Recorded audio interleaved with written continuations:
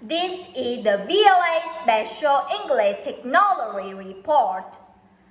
Solar water heaters are used around the world and are not very difficult to build. The system we are going to describe is based on a design developed some years ago in Afghanistan. Since then, it has been built and used in many countries. It can heat 70 liters of water to 60 degrees Celsius.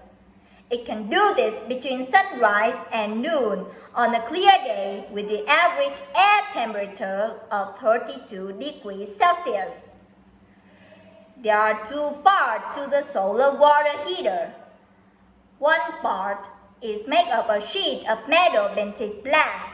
Black surfaces become harder in the sun than surfaces painted any other color.